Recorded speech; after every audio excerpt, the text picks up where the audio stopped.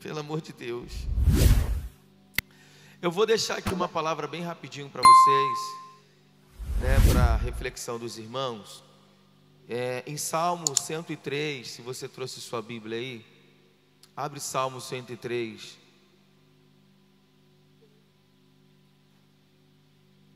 Do versículo 13 ao 14. Irmão, por pior que o mundo esteja, a igreja ainda é o melhor lugar para você criar o seu filho. O pior que o mundo esteja, irmãos, a igreja ainda acredita na família, a igreja acredita no casamento, sabe? A igreja acredita, irmãos. Eu sei que lá fora está tudo perdido, ninguém está acreditando mais na família, ninguém acredita no casamento, o errado está se tornando certo, mas na igreja não, na igreja tudo continua como Deus criou. Amém? Deus criou todas as coisas e nós acreditamos no que Deus criou. E da forma que Deus criou, é perfeita, irmãos, é perfeita. É perfeita. Salmo 103, versículo 13 ao 14. O tema da mensagem que eu dei para essa noite é esse aqui, em homenagem ao Dia dos Pais, né? Em que consiste a paternidade de Deus? Em que consiste a paternidade de Deus? Eu vou falar 3 coisas aqui bem rapidinho. Dentre tantas qualidades que Deus tem como Pai, eu selecionei 3 para compartilhar com vocês. O texto é Salmo 103, versículo 13 e 14. Diz assim, como um pai se enternece pelos filhos, assim semelhantemente o Senhor tem compaixão de todos aqueles que o temem. Porquanto Ele conhece a nossa estrutura, lembra-se de que somos pó. Assim como um pai tem compaixão de seus filhos, assim o Senhor tem compaixão dos que o temem, pois Ele sabe do que fomos formados. Lembra-se de que somos pó, na versão que eu estou aqui.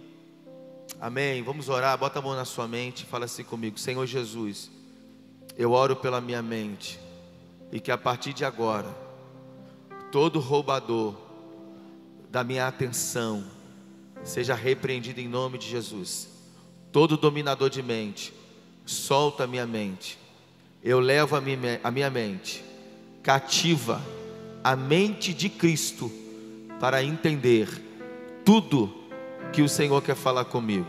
Bota a mão no coração, fala assim comigo. Senhor Jesus, eu oro pelo meu coração, e eu declaro que o meu coração é um coração de carne, que o meu coração é uma boa terra para receber a semente que é a tua palavra, que quando ela cair no meu coração, ela possa produzir frutos que permaneçam, em nome de Jesus.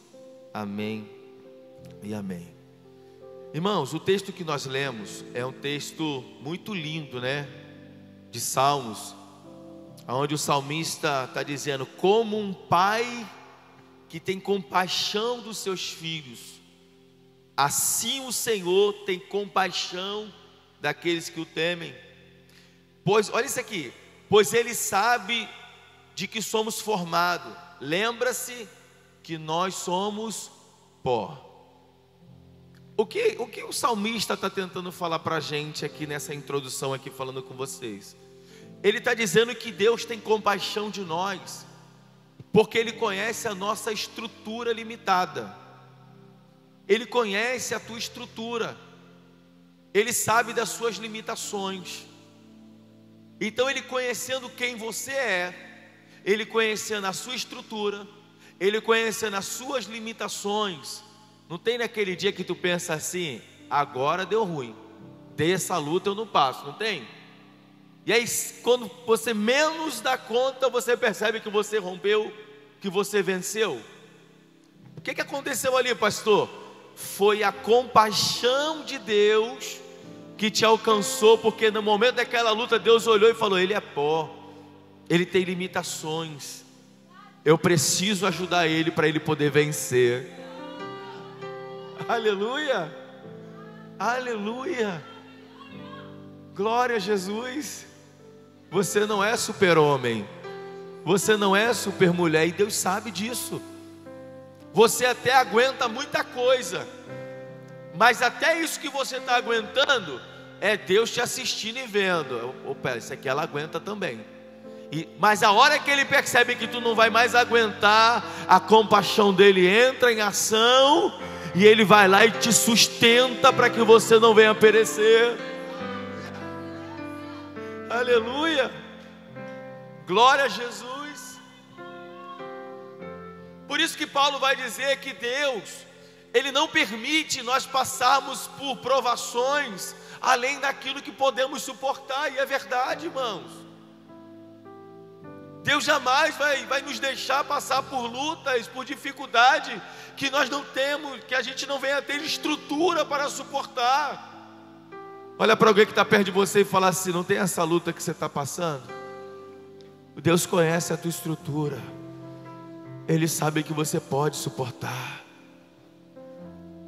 Agora fala assim, mas fique tranquilo, porque se Deus perceber que você não vai aguentar, a compaixão dEle vai te alcançar e você vai receber socorro de Deus. Alguém acredita nisso? Alguém pode aplaudir o nome do Senhor? Alguém pode glorificar a Ele pelo seu amor, pela sua graça?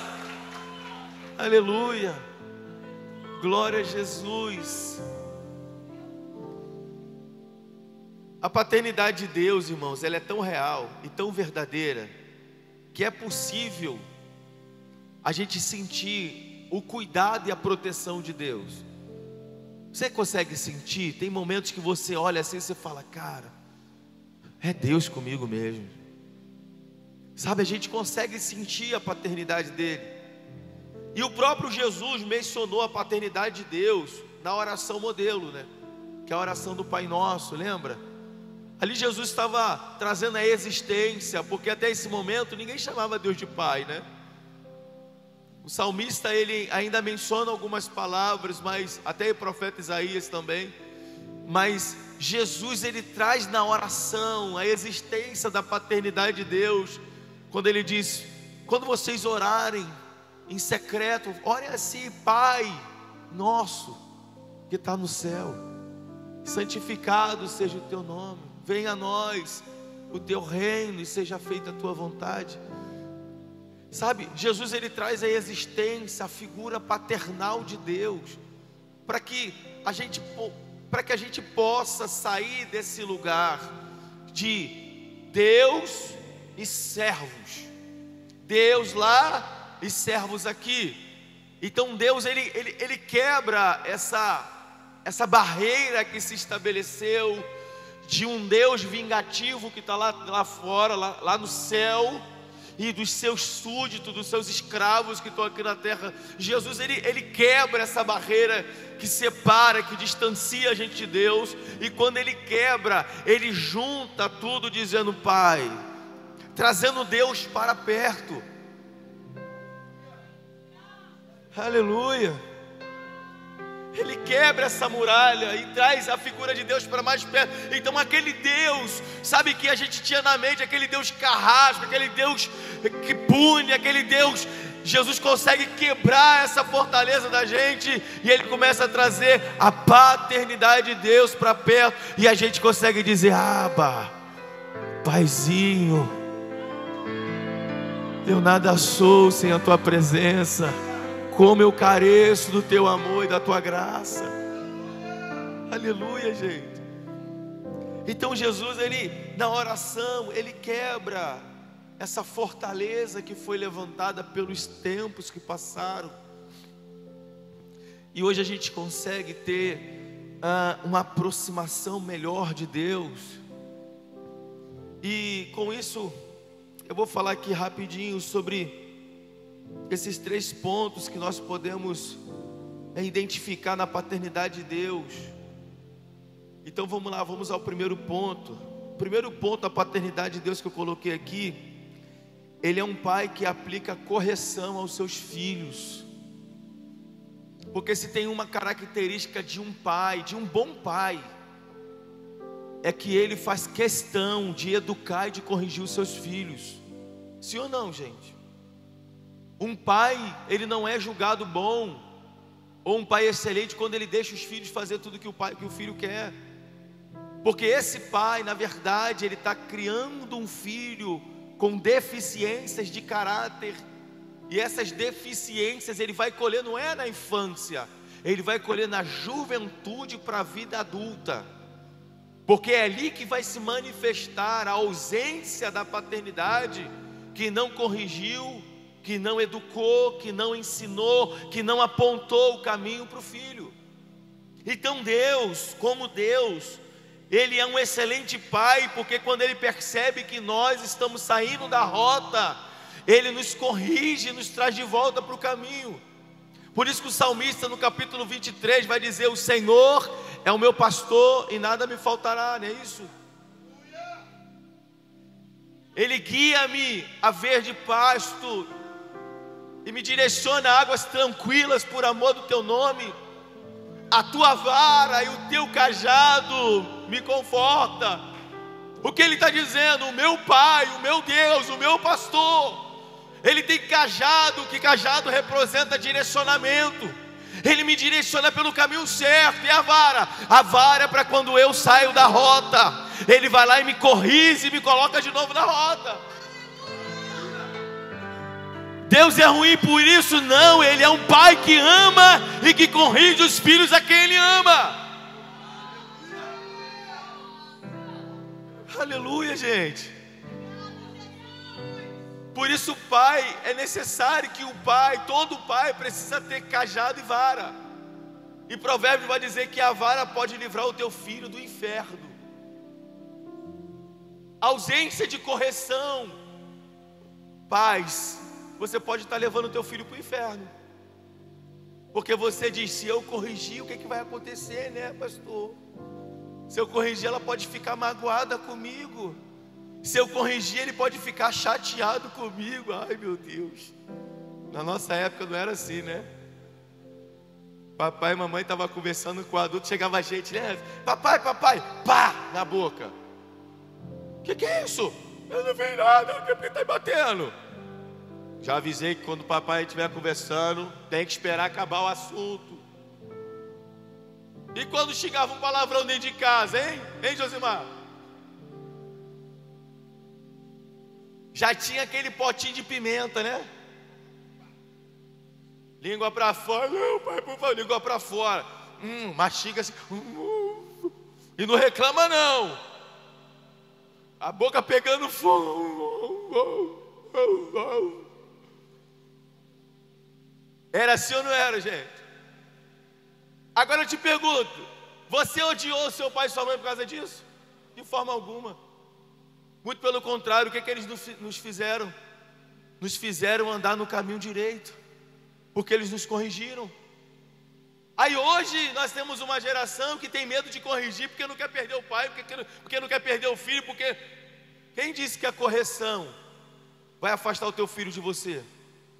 Quem disse, mãe? Agora deixa eu abrir aqui um parênteses. Você tem que corrigir enquanto você tem domínio sobre eles, porque depois que tu perdeu o domínio já era.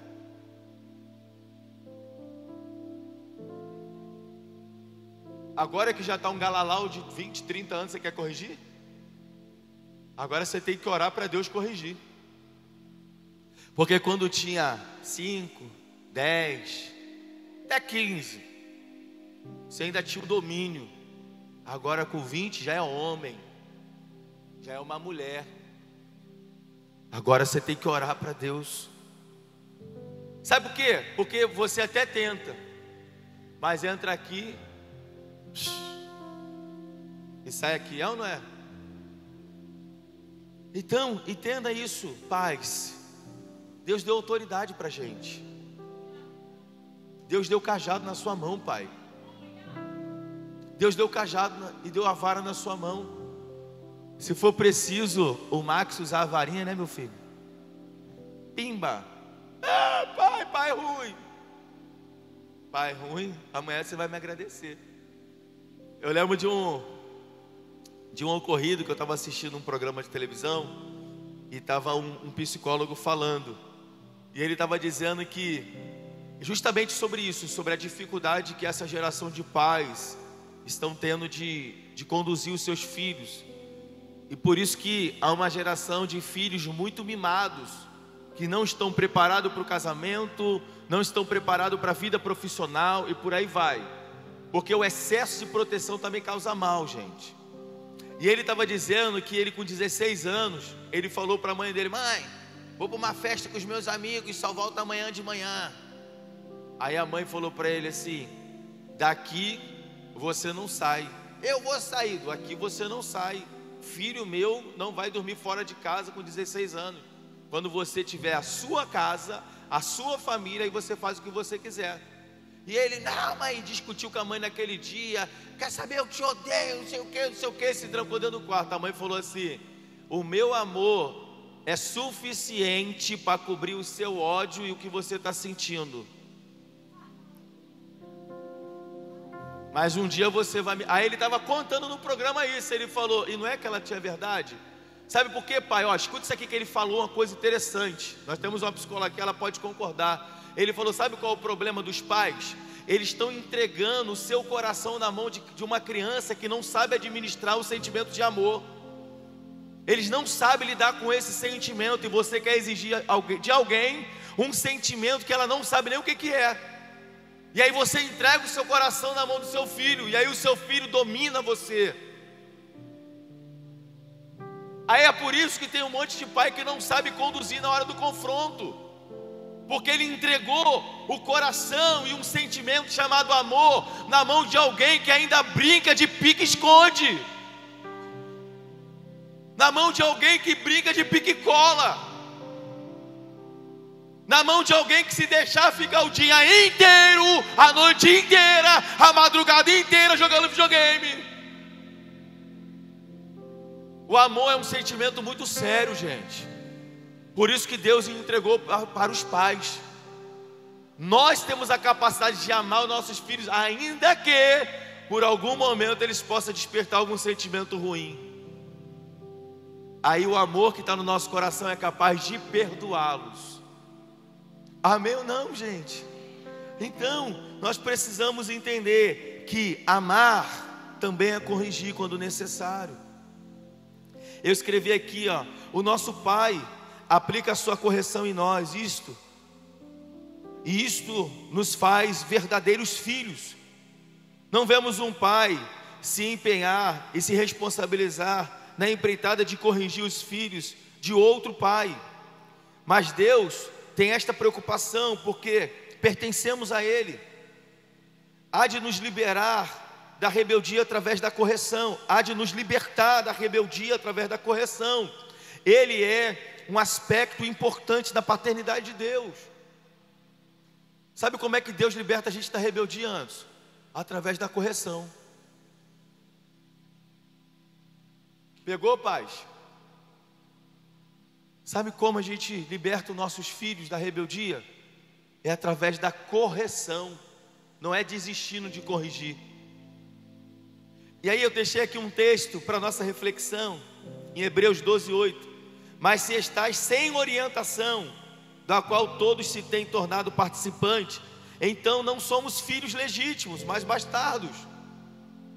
Ou seja, se nós não estamos recebendo a orientação do Senhor, se nós não aceitamos a sua correção, se nós não aceitamos quando Deus nos adverte, nós não somos filhos legítimos, nós somos bastardos. Porque todo filho legítimo, ele ouve a correção do pai e da mãe e obedece. Aleluia, amém. O segundo ponto que eu coloquei aqui, em que consiste a paternidade de Deus,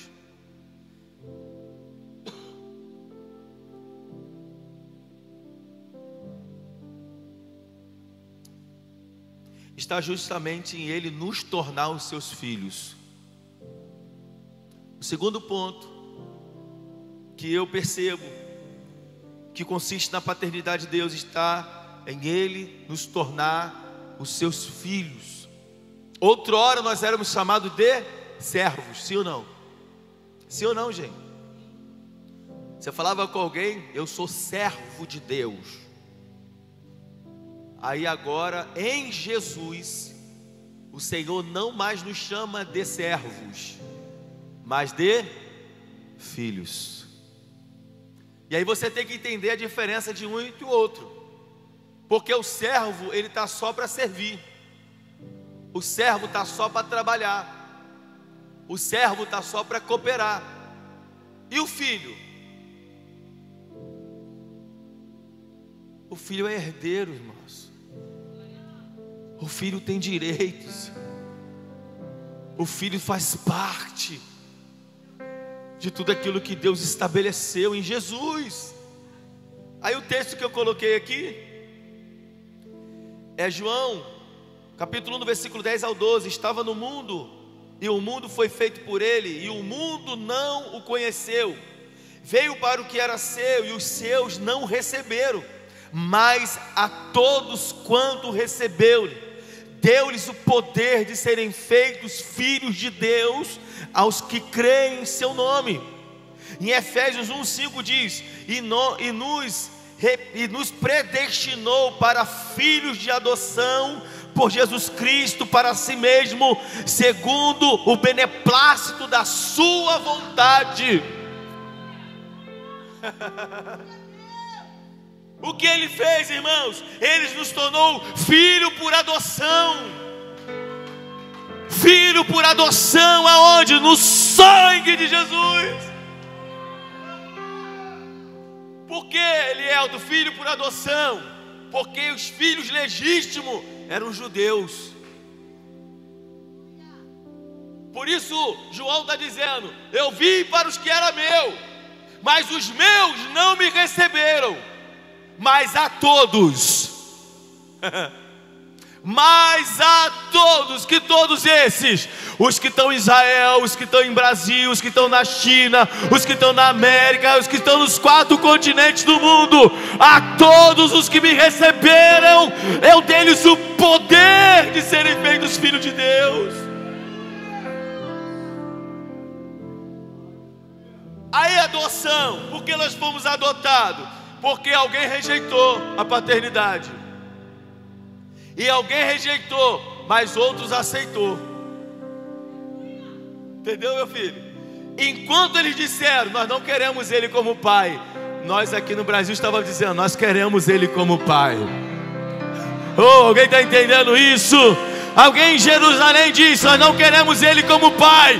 Mas alguém em Duque de Caxias disse, nós queremos Deus como nosso pai. Ele é o nosso pai. Uou! Aleluia! Por isso que nós se tornamos filhos por adoção. Porque Jesus agora, Ele nos faz parte da aliança que Deus fez com o povo de Israel através de Abraão. E agora Cristo quebra qualquer protocolo. Cristo quebra qualquer barreira e diz, agora todos. Lembra que ele fala para a mulher samaritana? A mulher samaritana está ali conversando com Jesus, e ela vai dizer, olha, nossos pais disseram que só em Jerusalém é o lugar da verdadeira adoração.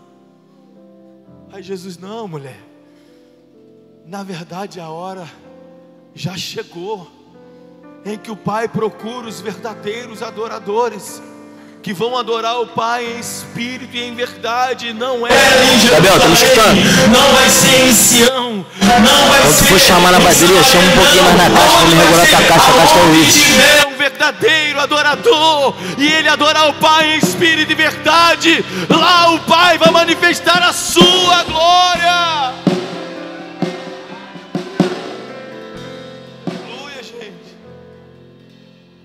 Aleluia, diga para alguém que está perto de você, você é bem-aventurado, porque você se tornou filho de Deus em Jesus. Você se tornou filho de Deus em Jesus. Por isso que Jesus, ele é o caminho, a verdade e a vida. Porque ninguém vai se tornar filho de Deus por outro caminho. Porque quem morreu na cruz foi Cristo. Quem derramou sangue foi Cristo. Por isso só Cristo tem a capacidade de nos tornar filhos de Deus. Aleluia. Por isso que João está dizendo: mas a todos que receberam.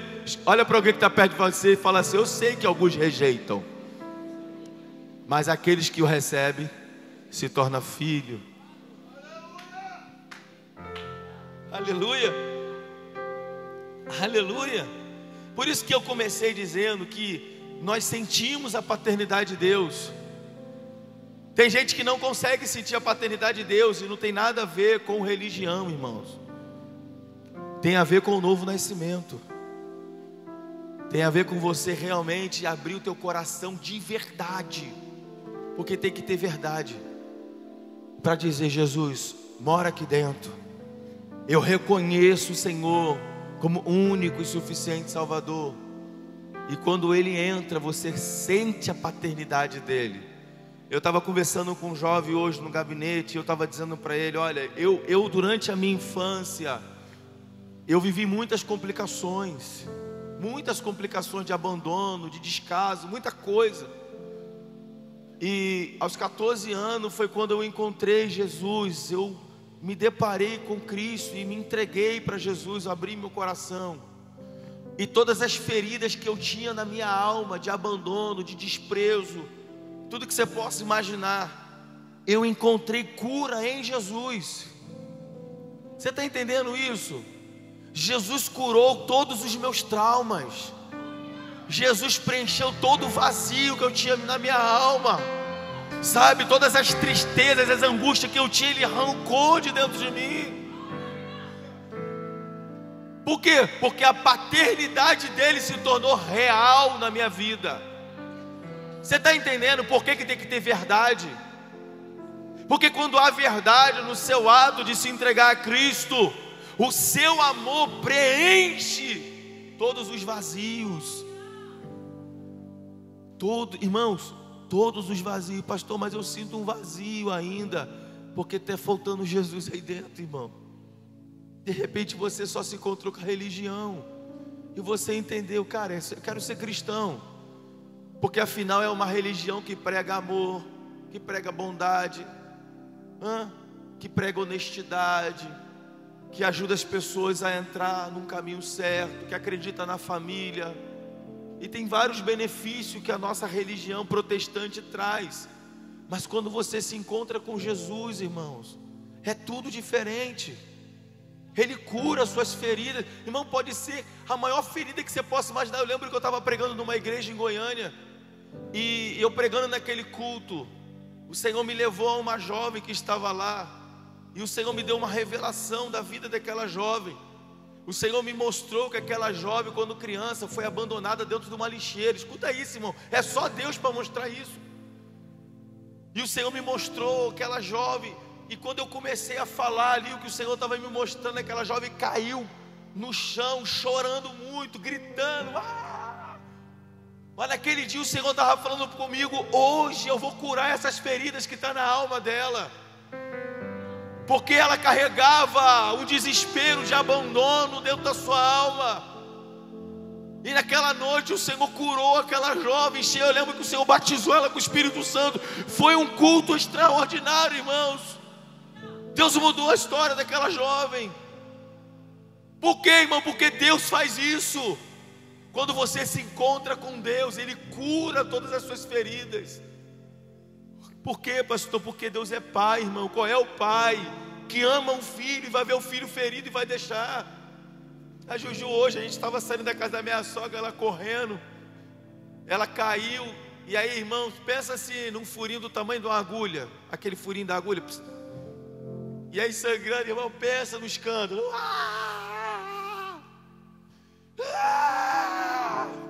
O que houve, minha filha? Eu caí, me machuquei, papai, está doendo muito. Ai meu Deus, minha filha, chega, está sangrando. Tadinha, vem cá com o papai vai cuidar de você. E ela, potencializa mais o choro, né? Aí entrou no carro chorando. Eu, tadinha, papai vai botar remédio quando chegar em casa, vai cuidar. Por que isso, irmãos? Porque ela é uma filha que estava ferida. E o que ela queria? Que o pai desse colo para ela. Alguém entendeu?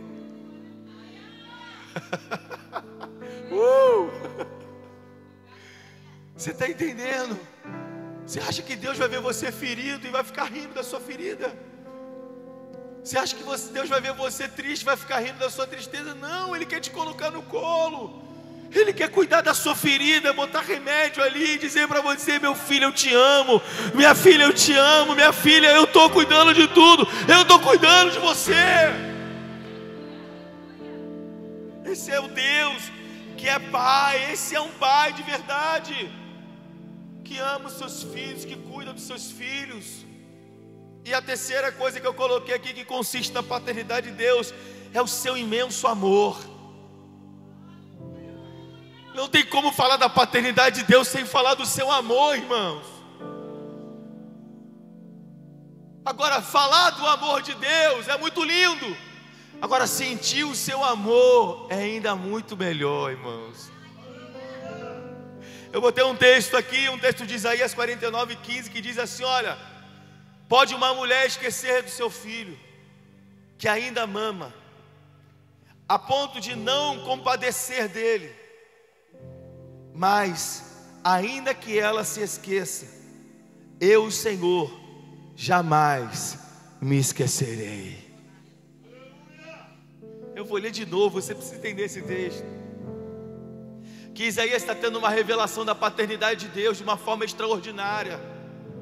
Ele está dizendo o seguinte: olha, ainda que uma mulher se esqueça do filho que ainda amamenta, como dessa jovem que eu falei, e jogue na sarjeta, abandone numa lixeira, ainda que uma mãe faça isso com o seu filho, e ele vai dizer, sem se compadecer,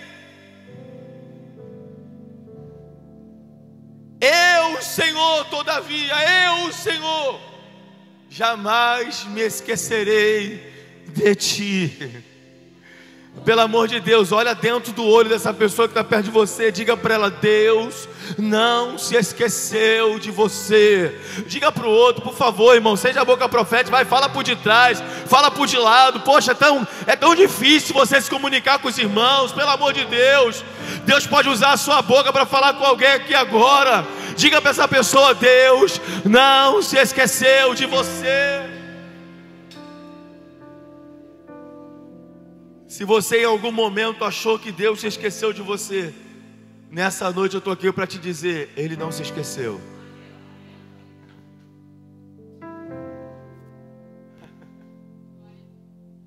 Ele não se esqueceu. Irmãos, entenda isso aqui para a gente terminar. Eu acho que o maior vínculo que nós seres humanos temos na terra, o maior vínculo, preste atenção nisso, o maior vínculo que nós temos na terra é com a mãe. Eu acho que aquele cordão umbilical ali tem um mistério muito grande, irmãos, entre o filho e a mãe. A mãe, ela é um negócio que não dá para explicar, irmãos. Ela consegue sentir a angústia do filho, ela consegue sentir a dor do filho, ela consegue estar em casa e pensar: cara, está acontecendo alguma coisa com meu filho, eu estou sentindo. A mãe consegue perceber quando o filho está triste, se é uma mulher de oração: ó, vou orar pelo menino, o menino está acontecendo alguma coisa com ele, eu sinto que ele está triste. A maior conexão de um filho é com a mãe. O pai, tudo bem, o pai tem a sua participação, mas a mãe, irmão, não dá para explicar. Eu não sei se você já teve alguma experiência dessa com a sua mãe, de a sua mãe ligar para você do nada e falar: ei filho, tá tudo bem? Tá bem, mãe, tem certeza? Tá bem. Mamãe tá sentindo um negócio aqui, eu tô pensando em você agora. É uma conexão, irmãos, é uma coisa de Deus com as mães, não dá para explicar. Tem um mistério de Deus com as mães. Ela pode ser macumbeira, feiticeira, ela pode ser o que ela quiser, mas o dom de mãe que Deus deu para ela, Deus deu e acabou, irmão. É um mistério entre Deus e a mãe e o filho. Por que eu estou falando isso? Eu quero que você entenda o texto. Porque a mãe, ela passa 9 meses com a criança na barriga. Ela alimenta, ela dá carinho, né? Não é assim, mãe? Você começa lá, deita na cama.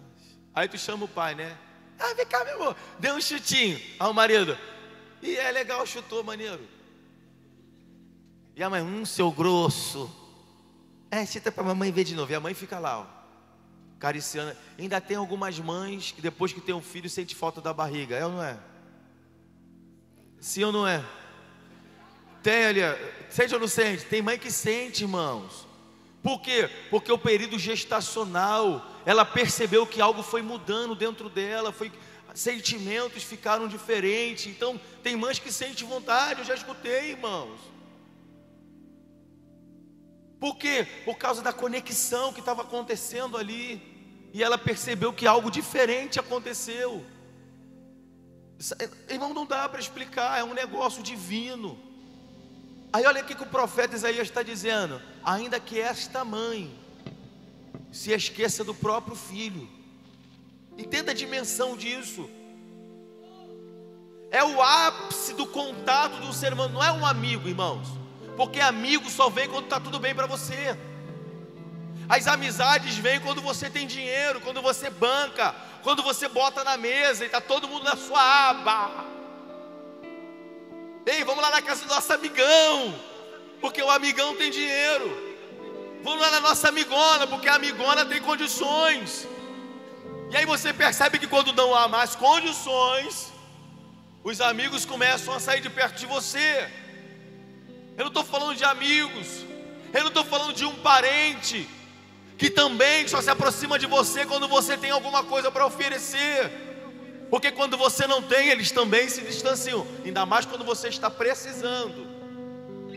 Não vamos lá na casa do Anderson, não, porque o Anderson, né, está numa luta. Não bota mais o churrascão, as picanhas argentinas.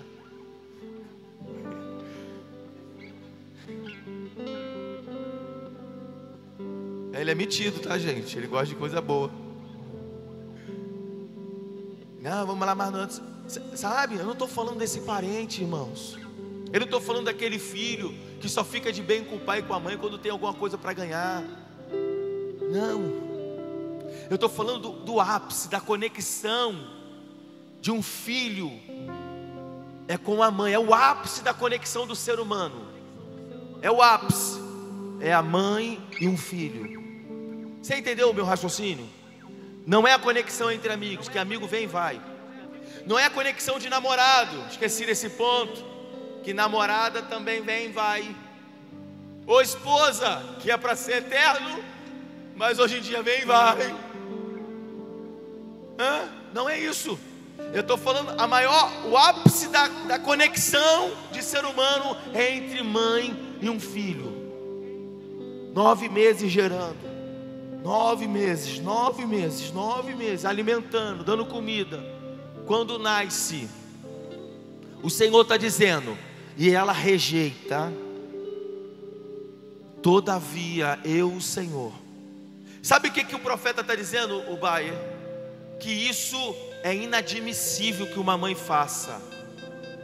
É uma atitude inadmissível.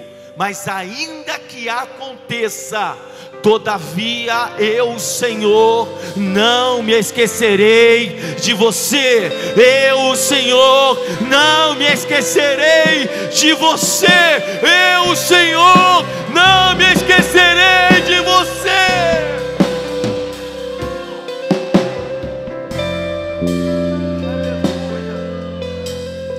Aleluia. O Senhor não se esquece de nenhum dos seus filhos. Ei, meu irmão, você não é filho de Deus porque você tem dinheiro ou porque você não tem dinheiro. Você não é filho de Deus porque você tem carro ou porque você não tem carro. Você não é filho de Deus porque você tem uma boa casa ou porque você não tem casa própria. Você é filho de Deus porque Ele te amou. O amor de Deus não está condicionado ao que eu tenho, mas quem eu sou. Eu sou filho de Deus. E ponto final. Eu quero orar com você, fique de pé. Você é filho de Deus. Feche os seus olhos, por favor, eu estou sentindo.